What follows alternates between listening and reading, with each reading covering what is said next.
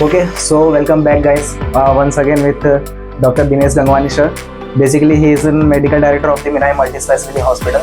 So आज sir के साथ फिर से कुछ क्वेश्चन एंड आंसर्स है हमारे पास. सर से पूछेंगे बहुत सारी चीज़ें अबाउट हार्ट डिजीज़ एंड जो हार्ट के प्रॉब्लम्स है अबाउट पेशेंट्स एंड ऑल वो सारी चीज़ें. So how are you sir, कैसे आप? Fine, doing very well. Okay. So basically sir अभी आप भी देख रहे हैं कि आजकल लोगों में जो हार्ट डिजीज़ है, जो हार्ट अटैक्स वगैरह वो ज़्यादा बढ़ रहे हैं. एंड इवन कल की ही बात है, हमारे एक बॉलीवुड की एक्टर थी, even she was around 42 years old. So उन्हें भी हार्ट अटैक आ गया, वो सारी चीज़ें. और वो आई थिंक बहुत ज़्यादा एक्टिव भी थी, yoga and gym and all everything. बिल्कुल बट वो बहुत फेमस भी थी due to some songs and her work was also very good. वो बहुत अच्छा काम करती थी. एंड देखिए, ये है मुंबई. यहाँ पर सब लोग स्ट्रेस ज़्यादा लेते हैं, क्योंकि क्या है, ट्रैवलिंग और जॉब फिर फैमिली, इन सब के लिए काफ़ी टाइम निकालना पड़ता है.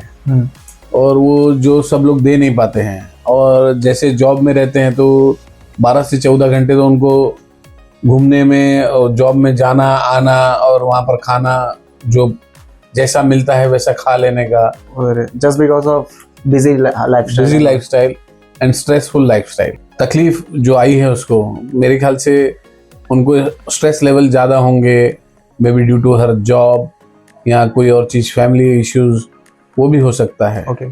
सो फटाफट से क्वेश्चंस को स्टार्ट करते हैं, जो हमारे बेसिक क्वेश्चन है, जो सभी लोगों को पता होना चाहिए, बेसिकली आम जनता को पता होना चाहिए. बिकॉज हर कोई डॉक्टर के पास आजकल जा नहीं पाता, बट वो चीज़ें उन्हें पता होनी चाहिए कि क्या कैसा है, हम कैसे चीज़ों को अवॉइड कर सकते हैं, हम क्या हेल्दी रूटीन फॉलो कर सकते हैं जिससे कि हम बचे रहे हार्ट अटैक एंड ऑल से. ऐसा नो मैटर कि आप 18 साल के हो या फिर आप +16 हो, उससे कोई मैटर नहीं करता. हाँ सर जी, हार्ट अटैक आना है तो फिर आ ही जाएगा, बिकॉज ऑफ हमारे जो lifestyle and all. Basically Mumbai वाले लोग जो कम्यूटिंग ज़्यादा ट्रैवलिंग सिटीज़ है, वैसे बैंगलोर, मुंबई, हैदराबाद. बाकी I think sir north India में ऐसा कुछ है कि कम हार्ट अटैक्स वाले केसेस है कि नहीं, अब लगभग सब जगह कॉमन हो गया है. ओके. क्योंकि जो लाइफस्टाइल है, सीडेंटरी लाइफस्टाइल, एक वो मायने रखती है. दूसरा, हम क्या खा रहे हैं वो मैटर करता है, वो भी बहुत मैटर करता है. Okay. Junk foods and all you should all avoid. क्योंकि आजकल जो तेल यूज कर रहे हैं वो सबको मालूम है कि क्या कितना हेल्दी है और वो सबको पता ही है. बट ये जो है, उन लोग जो प्रिपरेशन होता है, किस हाइजीनिक कंडीशन में होता है, वो किसी को पता नहीं है. सब क्या है, टाइम बचाने के लिए भाई घर पे नहीं बना रहे हैं और बाहर जाके खा रहे हैं, तो वो सोचते हैं कि भाई ये कुछ स्टेटस सिंबल है कि भाई हम बाहर खा रहे हैं, हमारे पास टाइम नहीं है, हम बहुत पैसा कमा रहे हैं, यहाँ बहुत बिजी हैं अपने जॉब से. तो वो सारे रीजंस भी हो सकते हैं हार्ट अटैक के. Okay. So basically sir, what are the most common heart problems you see in peoples nowadays? अभी यंग जनरेशन में काफ़ी ब्लड प्रेशर के पेशेंट्स आ रहे हैं. जो पहले 40-45 के बाद आते थे, वो अभी 30-35 में आ रहे हैं. Even I have some patients कि जो 25 साल के हैं और ब्लड प्रेशर हो गया है उनको. ओके. मे बी उनके जो स्टडीज रिलेटेड हैं या न्यू जॉब सीकर्स हैं, उसकी वजह से. लो बीपी और हाई बीपी, अगर स्ट्रेस ज़्यादा रहे तो हाई बीपी. तो अगर इस चीज़ का अगर नहीं दिखाएंगे डॉक्टर को, अगर इलाज नहीं कर रहे, तो वो देखिए वो क्या, अगर जो ब्लड प्रेशर हमारा कंट्रोल में नहीं है, हमारा हार्ट जो बना है वो एक पर्टिकुलर पेस पे काम करता है. अगर उसको ज़्यादा काम करना पड़ेगा वो थक जाता है. ओके, ऐसा है. हाँ, उसका जो हार्ट का जो मायोकार्डियम है, उसका जो ऑक्सीजन डिमांड है वो बढ़ जाता है. अगर स्ट्रेसफुल कंडीशन हो, हार्ट रेट बढ़ गया हो या बीपी बढ़ गया हो, तो उस कंडीशन में अपने को हार्ट के ऊपर प्रेशर ज़्यादा जाता है. और ये यंग मेल्स या फीमेल में ज़्यादा हो रहा है अभी. ओके. ब्लॉक आर्टरीज, ये ब्लड प्रेशर के बाद दूसरा स्टेज वो सीधा हार्ट पे असर करता है, जिससे फिर कोरोनरी आर्टरी डिजीज होता है, मतलब हार्ट के ब्लॉकेजेस हो सकते हैं. ओके. वो बेसिकली होता कैसे है कि अपना जो लाइफस्टाइल है या जो अपना डाइट हैबिट्स है, वो एक लिपिड जो फैट होता है वो अपने आर्टरीज के अंदर जमा होना चालू हो जाता है. वो प्रोग्रेसिव होता है, 4 से 6 महीने, 8 महीने, 12 महीने में लगभग वो अंदर आर्टरी के अंदर डेवलप होता रहता है, फिर वो ब्लॉक कर देते वो ब्लॉक कर देता है हार्ट को जाके आगे। ओके। सो किस एज में सर जो लोगों को, नॉर्मल पीपल को अपने हार्ट का चेकअप करवाना स्टार्ट करना चाहिए? देखिए पहले रिकमेंडेड 40-45 साल के बाद रिकमेंड करते थे, क्योंकि पहले जो ईटिंग हैबिट्स थे अच्छे थे और सीडेंटरी लाइफस्टाइल नहीं थी, लोग मेहनती थे। अभी लग्जरी आते जा रही है एंड उस चक्कर में आपको मैंने पहले भी बताया कि ब्लड प्रेशर यंग एज में आ जा रहा है, यंग एज में आ जा रहा है, तो उसमें अपने को हार्ट ब्लॉक के चांसेस ज़्यादा आ जाते हैं। अगर यंग है, चेकअप नहीं कर रहा है, तो उसमें उसको तकलीफ ज़्यादा हो जाती है। हर कोई मतलब कोशिश करता है इग्नोर हो कि भाई शायद बीपी क्या बोलते हैं एसिडिटी होगा या कुछ और हो सकता है। आजकल हर कोई ये सोचता है कि नहीं मैं तो ठीक हूँ, मैं ठीक हूँ, मेरे को कुछ नहीं हो रहा मेरे है। को कुछ हो ही नहीं सकता है, क्योंकि मेरा खान पीन वगैरह इसमें ऐसा कुछ है ही नहीं, बट चीज़ें होती है अंदर। तो ये रिकमेंडेबल है कि अगर आप 25 इवन 22 30 के बाद एटलीस्ट नाउ अगर आपके पास आपको सिम्टम्स आ रहे हैं, दम लगना, हेडेक, डिजीनेस, अगर कुछ सिम्टम्स आ रहे हैं तो ऐसे कुछ प्री सिम्टम्स है या फिर कि जो लोगों को अवॉइड नहीं करना चाहिए? जैसे एग्जांपल यानी कि कुछ चेस्ट में हैवीनेस लगता है तो लोग सोचते हैं कि भाई शायद मैंने कल कुछ ज्यादा नमक वाला खा लिया या ज्यादा कुछ तला हुआ खा लिया, कोल्ड ड्रिंक ज्यादा पी ली, ओके, ड्रिंक ज्यादा कर ली, शायद उसकी वजह से हो रहा है। नॉर्मल हो जाएगा, नॉर्मल हो जाएगा, एक गोली ले लूंगा, मेडिकल पे जाके हो जाएगा। ओके, बट वो उसको उस बात की खबर ही नहीं है कि भाई अंदर क्या चल रहा है। ओके।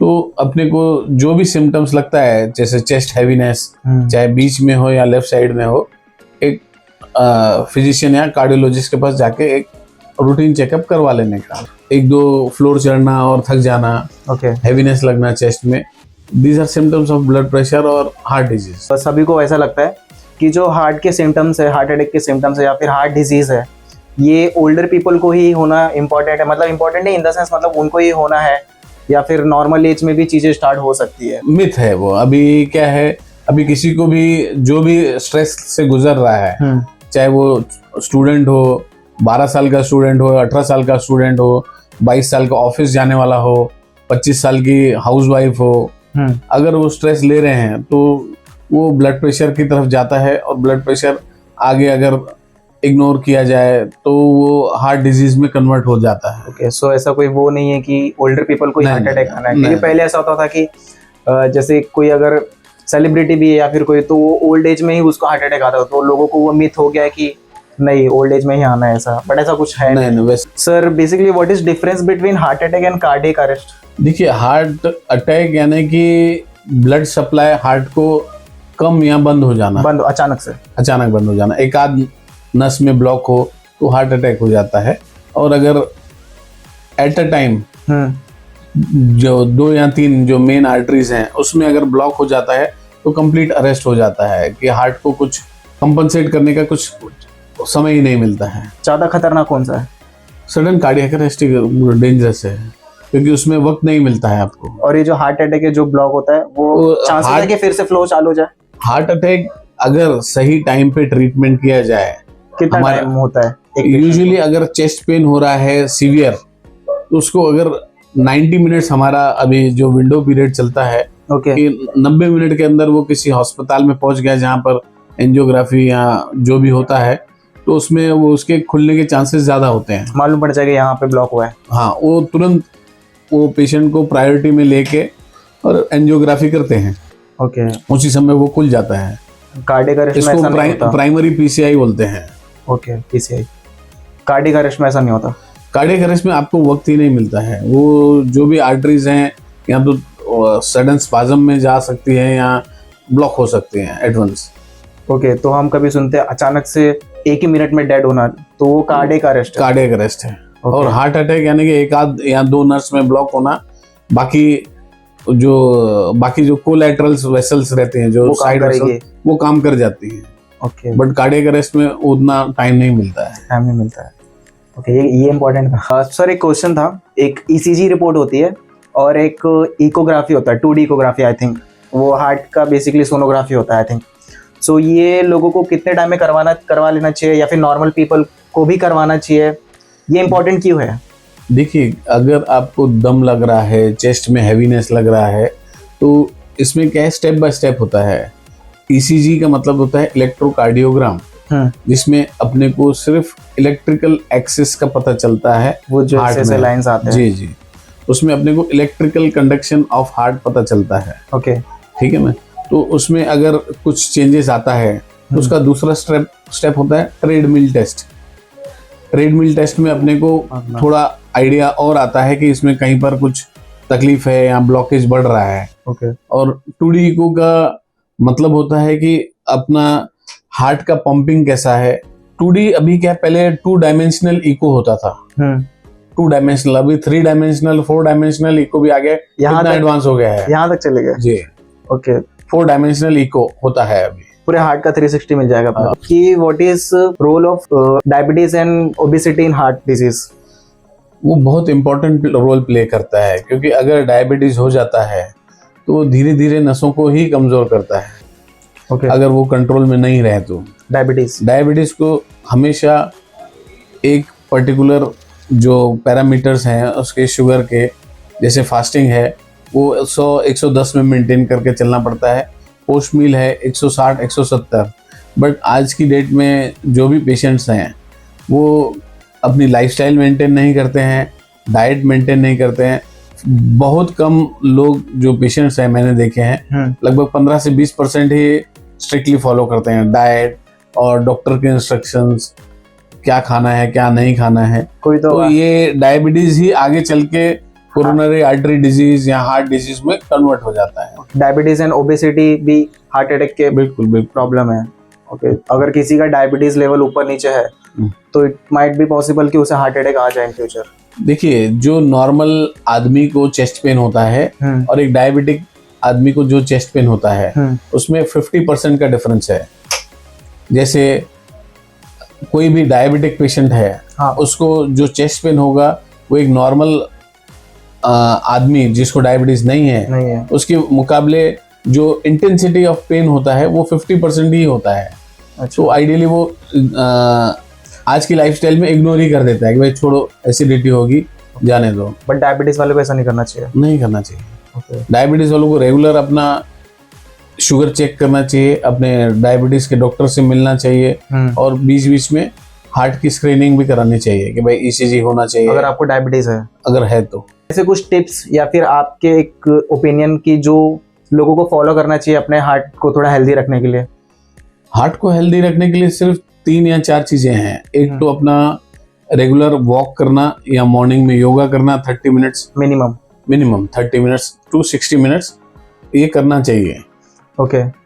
अपार्ट ऑफ दैट अगर मेडिटेशन कर सकते हैं और जो हाई फैट डाइट है वो अवॉइड करने का 30 या 40 इयर्स के बाद। ओके।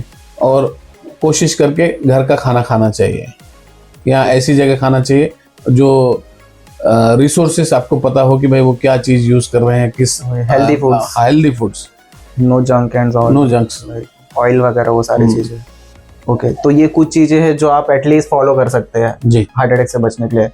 एंड वो प्रोटीन वगैरह वो सब अवॉइड करना चाहिए, तेल्स एंड ऑल। अगर जो बॉडी बिल्डर्स है, हाँ बॉडी बिल्डर्स को ज्यादा हार्ट अटैक आता है।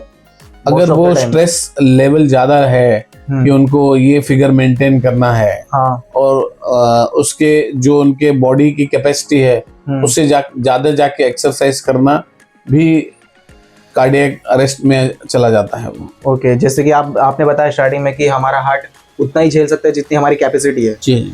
और जाके जबरदस्ती पुशअप ज्यादा जिम करना कि मैं एक ही बार में बिल्डर बन जाऊँ, वो सारी चीजें तो हार्ट पे हम प्रेशर डाल रहे हैं। ओके। ना कि हम अपने बॉडी पे, वो सारी चीजें। तो 40-50 प्लस एज वाले लोग हैं ऐसा, तो उनको रेगुलर जिम करना चाहिए कि थोड़ा सा अवॉइड करना चाहिए नॉर्मल? देखिए, जिम का जो है वो एक यूनिफॉर्मिटी है। अगर आप कर सकते हैं तो कंटिन्यू करने का। अगर आप 6 महीने कर रहे हैं फिर 1.5 साल ब्रेक ले रहे हैं तो जो आपने 6 महीना मेहनत किया तो सब जीरो हो जाता है, आपका हार्ट और नुकसान हो जाता है। अपने जो हार्ट को जो आदत हुई थी एक, वो हम पीछे करके फिर अचानक उसको वो सारी चीजें कर रहे हैं। सो जैसे कि सर अगर किसी को एक बार हार्ट अटैक आ चुका है या फिर कार्डियक अरेस्ट आ चुका है, सो वो कितनी जल्दी रिकवर कर सकता है? ऐसी क्या चीजें हैं या क्या वो फॉलो कर सकता है कि वो दोबारा ना हो उसे? देखिए हार्ट अटैक, रिकवर कितनी जल्दी रिकवर कर सकता है? हार्ट अटैक से रिकवरी डिपेंड करता है आप ट्रीटमेंट कहाँ पर ले रहे हैं। ओके। अगर कुछ कार्डियक सेंटर हैं कहीं पे जहाँ अगर आप ट्रीटमेंट ले रहे हैं तो वो आपको प्रॉपरली गाइड करते हैं कि आपको ये इस टाइम पे मेडिसिन लेनी है, ये लाइफस्टाइल आपको फॉलो करनी है, ये आपको रिहैबिलिटेशन करना है, ये आपको एक्सरसाइज करनी है, और इतने दिनों में आपका रूटीन फॉलो बोलेंगे 3 महीने में या 6 महीने में या 1 साल में आपको रूटीन चेकअप करते रहना चाहिए। एक जो बोलते हैं ना हम कि फर्स्ट स्टेज हार्ट अटैक आया था, सेकंड टाइम आया, थर्ड वाले में बचता ही नहीं है इंसान, ऐसा कुछ? देखिए तो हमारे ये क्या है सर?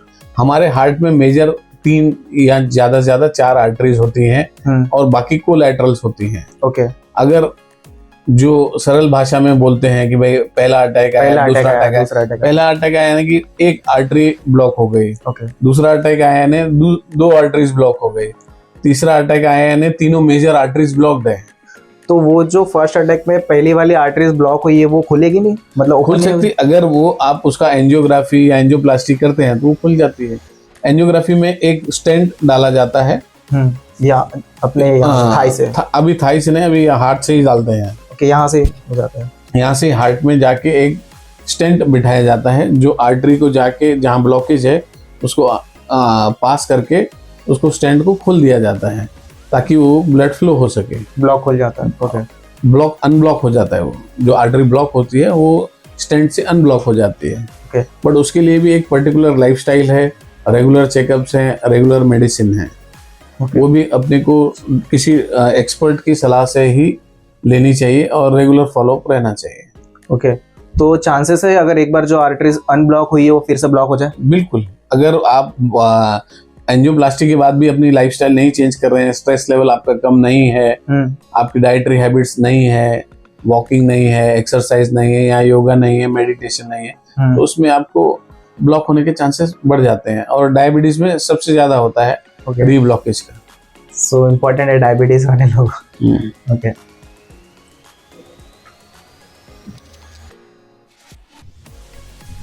वो ही हो गया। सर थोड़ा सा एक बता सकते हैं एंजियोप्लास्टी क्या होती है?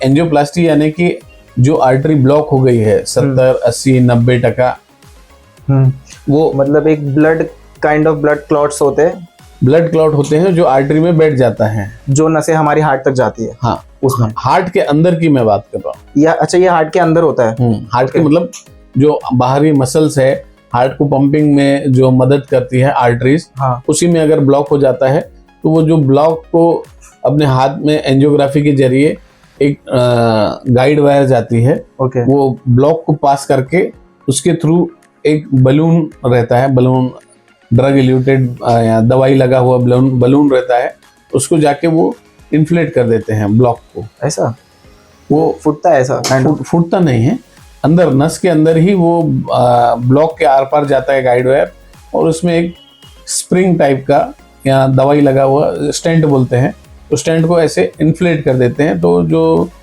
हार्ट में जो ब्लड सप्लाई नहीं होता है वो ब्लड सप्लाई रिस्टोर हो जाता है। ये कॉम्प्लिकेटेड है सर्जरी? अगर वो जो क्लॉट है या जो भी ब्लॉकेज है अगर वो क्रिटिकल है, कैल्शियम ज़्यादा है उसमें, तो थोड़ा सा क्रिटिकल रहता है वो। यहाँ से यहाँ पूरा ऐसा जाना यहाँ तक, फिर उसके बाद जाने के बाद भी वो ब्लॉक खुलेगा, अनब्लॉक होगा कि नहीं होगा, इसके चांसेस वो एक्सपर्ट के ऊपर रहता है। ओके। वो स्पेशल टीम है उसके लिए, कार्डियोलॉजिस्ट की, वो करते हैं। ठीक है। और इसमें ऐसा भी होता होगा ना कि जरूरी नहीं कि वो एंजियोप्लास्टी के थ्रू ही ठीक हो जाए, अगर किसी का नहीं हो तो फिर ओपन हार्ट सर्जरी करनी पड़ती है? हाँ, इसके भी चांसेस है? अगर जो ब्लॉकेज 2 या 3 या 3 से ज्यादा है या मेजर आर्टरीज में है जो एंजियोप्लास्टी से नहीं हो सकते हैं, तो उनको फिर बाईपास का ऑप्शन दिया जाता है। ओके। जो बोलते हैं यहाँ से अपने नीचे से नसें निकाल के यहाँ पे डाली जाती है? यूजुअली अभी वो पहले निकाली जाती थी, अभी जो हार्ट में जो चेस्ट में ही आर्टरीज रहती हैं उसको बाईपास कर दिया जाता है ब्लॉकेज से। ओके। आगे जाके हार्ट में उसको जोड़ दिया जाता है ताकि वो हार्ट के पंपिंग को रिस्टोर कर सके या अच्छा इम्प्रूव कर सके। एक सर इम्पोर्टेंट क्वेश्चन था मेरा, अगर सडनली फैमिली की लोग बैठे, अचानक से किसी को एक सडन चेस्ट पेन हो रहा है, सो फैमिली को क्या करना चाहिए फटाक से, सबसे जल्दी वो क्या कर सकती है फैमिली? देखिए उस इंसान के लिए। सबसे पहले अगर चेस्ट पेन है तो आपको वो समझना चाहिए कि वो इमरजेंसी है। अगर एज 30 से 40 से ज्यादा है, उनको ब्लड प्रेशर या डायबिटीज है, इर्रेस्पेक्टिव ऑफ दैट आपको लेके नियर बाय हॉस्पिटल में या डॉक्टर के पास जाके एक तो ब्लड प्रेशर चेक कराना चाहिए, दूसरा एक बेसिक इन्वेस्टिगेशन होता है ECG, वो करवाएंगे। जितनी जल्दी हो सके, जितनी जल्दी हो सके आप ECG कराएंगे, आपको उसमें आपको पता चल सकता है कि ये तकलीफ हो रही है, शुरू हो रही है या हो चुकी है, जो भी है। ओके। यहाँ पे CPR वगैरह वो का काम नहीं आता था? नहीं, CPR कार्डियक अरेस्ट में काम। बट नॉर्मल पीपल को तो नहीं पता चलेगा ना कार्डियक अरेस्ट है कि हार्ट अटैक है, वो सारी चीजें। कार्डियक अरेस्ट मींस वो सडनली फेंट ही हो जाएगा, खत्म। उसमें अगर आप अस्पताल में भी हैं तो भी चांसेस कम हो जाते हैं बचाने के। ओके। हार्ट अटैक में चीजें हो सकती है। हार्ट अटैक में क्या है, जो कोलेट्रल्स हैं वो मदद करती है हार्ट को। सो फैमिली के हाथ में कुछ नहीं, जितने जल्दी हो सके हॉस्पिटल लेके जाइए। Hospital. Any final advice for heart disease and all, heart awareness? स्वस्थ रहिए, मस्त रहिए। मतलब वो ये कि थोड़ा जंक फूड वगैरह कम कीजिए, अच्छी लाइफस्टाइल फॉलो कीजिए, हंसते खेलते रहिए और जॉब वगैरह का ज़्यादा स्ट्रेस ना लीजिए, क्योंकि स्ट्रेस ही आई थिंक सबसे ज़्यादा मेन रीज़न है। फिर वो चाहे डायबिटीज़ हो जाए, चाहे फिर ओबेसिटी हो जाए, stress and diet and sleep सबसे ज़्यादा इंपॉर्टेंट है। सबसे ज़्यादा। कोई बीमारी नहीं है किसी को। कोई बीमारी नहीं है। ओके, ठीक है। Thank you so much sir for here, आपका इतना वैल्यूबल टाइम देने के लिए लोगों को। आई होप आपके कुछ डाउट्स क्लियर होंगे, और अगर इसके अलावा कुछ एक्स्ट्रा क्वेश्चन या फिर आपके डाउट्स हो तो प्लीज़ कमेंट डाउन बिलो, हम ट्राई करेंगे नेक्स्ट टाइम सर के साथ चीज़ें क्लियर कर सके। Thank you so much.